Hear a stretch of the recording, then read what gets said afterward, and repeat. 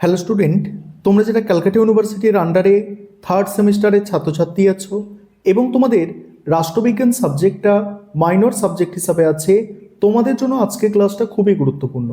আজকের ক্লাসে তোমাদের একটি মোস্ট ইম্পর্টেন্ট বড় প্রশ্নের উত্তর নিয়ে আলোচনা করব। প্রশ্নটা হচ্ছে, ন্যায় বিচার সম্পর্কে রলসের তত্ত্বটি লেখো, বা প্রশ্নটা ঘুরিয়ে আসতে পারে, রলসের ন্যায় বিচারের তত্ত্বটি আলোচনা করো। এই প্রশ্নটা 10 নম্বর বা 20 নম্বরের জন্য মোস্ট ইম্পর্টেন্ট প্রশ্ন। আর এবারে তোমরা যারা পরীক্ষা দিতে যাচ্ছ তোমাদের জন্য 10-এ এটা সব থেকে গুরুত্বপূর্ণ থাকছে। দেখো কিভাবে অ্যান্সারটা তোমরা লিখবে। ন্যায়ের সংজ্ঞা সম্পর্কে বিতর্ক আছে, কারণ দেশ কাল পাত্র ভেদে ন্যায় সম্পর্কের ধারণা ভিন্ন হতে পারে। তবে সাধারণভাবে বলা যায়, যা করা উচিত তাকে ন্যায় বলি। এই ন্যায় সম্পর্কে বিভিন্ন ধারণা গড়ে উঠেছে। এ ব্যাপারে মার্কিন দার্শনিক জন রলসের নাম বিশেষভাবে উল্লেখযোগ্য। 1971 খ্রিস্টাব্দে প্রকাশিত এ থিওরি অফ জাস্টিস গ্রন্থে তিনি ন্যায়তত্ত্ব প্রচার করেছেন।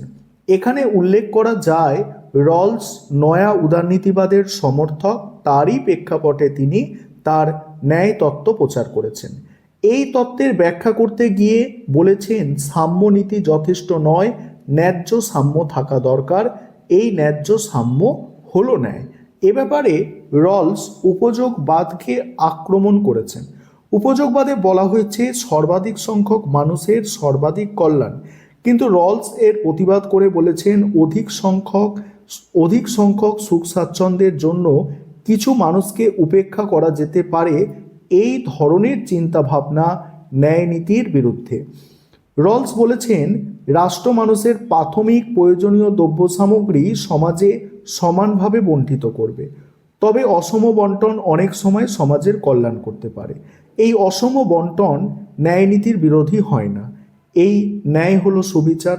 সমাজে এই সুবিচার প্রতিষ্ঠা করতে গেলে সমাজে যারা সব থেকে কম সুবিধাভোগী তাদের প্রতি যথাযথ নজর দিতে হবে।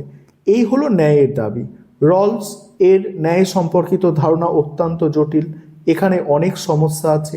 এই সমস্যার সমাধানের সূত্র হিসাবে ন্যায়ের দুটি নীতি ও অগ্রাধিকারের দুটি বিধান নির্ধারণ করেছেন। কি বলা হচ্ছে দেখো, ন্যায় সংক্রান্ত প্রথম নীতি। রলসের ন্যায় সম্পর্কিত প্রথম নীতি হলো, মৌলিক স্বাধীনতার ব্যাপারে প্রত্যেকের সমান অধিকার থাকবে। মূল স্বাধীনতা বলতে রলস ভোটাধিকারের মতো প্রকাশ্য স্বাধীনতা, চিন্তার স্বাধীনতা, সমবেত হওয়ার অধিকার প্রভৃতির কথা বলা হয়েছে। আর ন্যায়ের দ্বিতীয় নীতি, ন্যায় সংক্রান্ত দ্বিতীয় নীতি হলো সুযোগ সুবিধার ক্ষেত্রে সাম্য প্রতিষ্ঠা করা।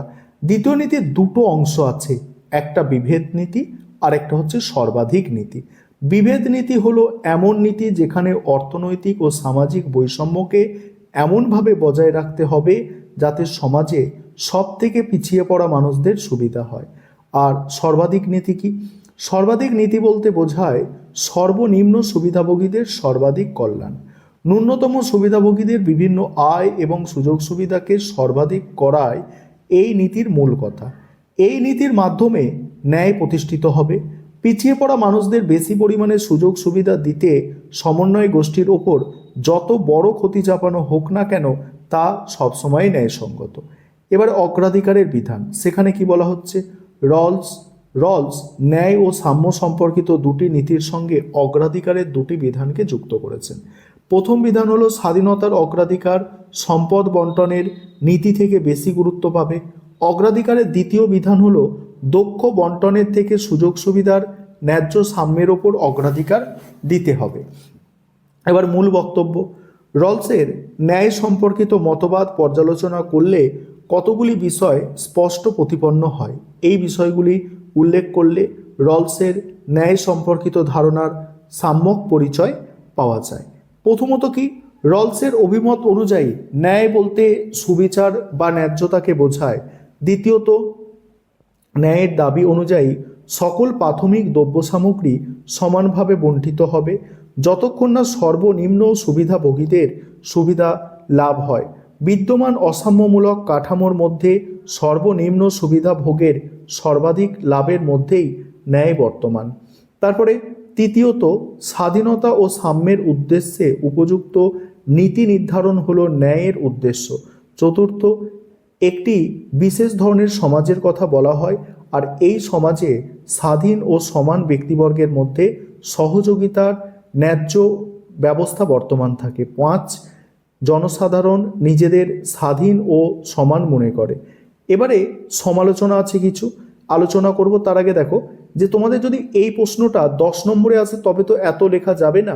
তখন কি করবে, এই যে ইন্ট্রোডাকশানটা আছে, ইন্ট্রোডাকশানটা খুব সংক্ষেপে 2-4 লাইন লিখে দেবে। লেখার পরে তোমরা কি করবে, এখান থেকে লিখবে যে এই যে পোর্শনটা লিখবে, এই সমস্যার সমাধানের সূত্র হিসাবে ন্যায়ের 2টি নীতি, অগ্রাধিকারের 2টি বিধান নির্ধারণ করা হয়েছে। বলে এখানে ক ক্ষয়ের যে পয়েন্ট আছে, ক্ষয়ের আন্ডারে 2টো পয়েন্ট আছে, ওটা দেবে এবং তারপরে মূল বক্তব্য দেবে।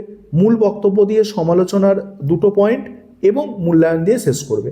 এবার আমি সমালোচনা আলোচনা করছি। দেখো, তার আগে একটা বিষয় তোমাদের বলার আছে, তোমাদের জন্য অনলাইন কোচিং ক্লাস চলছে। তোমরা যদি কেউ পেড ব্যাচে অ্যাডমিশন নিতে ইচ্ছুক থাকো বা আমাদের থেকে স্টাডি মেটেরিয়াল পারচেস করতে চাও, তাহলে স্ক্রিনে নম্বর দেখতে পাচ্ছ, ওই নম্বরে যোগাযোগ করবে। দেখো, প্রথম সমালোচনা কি বলা হচ্ছে, রলস পুঁজিবাদী ব্যবস্থাকে বজায় রাখতে ন্যায় তত্ত্ব প্রচার করেন, কিন্তু পুঁজিবাদী ব্যবস্থা সামাজিক ও অর্থনৈতিক ন্যায় প্রতিষ্ঠা করতে পারে। দ্বিতীয়ত, রলস প্রথম নীতিতে সাম্যের কথা বলেছেন, কিন্তু দ্বিতীয় নীতিতে অসাম্যকে সমর্থন করেছেন। তৃতীয় সমালোচনা কি, রলস অসাম্যমূলক ব্যবস্থায় সকলের জন্য স্বাধীনতার কথা বলেছেন, কিন্তু মার্ক্সবাদীরা বলেছেন বৈষম্যমূলক সমাজে দুর্বল শ্রেণীর কাছে স্বাধীনতা ও সাম্য ঝলসানো রুটির মতো মনে হবে। চতুর্থ হচ্ছে, রলস স্বাধীনতার উপর বেশি গুরুত্ব আরোপ করে ন্যায্যতাকে পরে স্থান দিয়েছে, এতে ন্যায্যতার গুরুত্ব কমেছে। মূল্যায়নে কি লিখবে দেখো, সমালোচিত হলেও রলসের মতবাদে এমন কিছু সত্য আছে যেগুলি বাস্তবে রূপায়িত হলে পুঁজিবাদী ব্যবস্থা মানবিক চেহারা নেবে। অধ্যাপক দেখো গোয়াফ তার লেখা and introduction to political theory গ্রন্থে এই অভিমত প্রকাশ করেছে। তাছাড়া সমকালীন উদারনীতিবাদ সাধারণ মানুষকে দূরে সরিয়ে দিলে রলসের ন্যায় সম্পর্কিত ধারণা উদারনীতিবাদের মধ্যে উৎসাহ ও জীবনী শক্তি সঞ্চার করে তার ভিত্তি সুদৃঢ় করেছে। এই ছিল তোমাদের একটি মোস্ট ইম্পর্টেন্ট বড় প্রশ্নের উত্তর।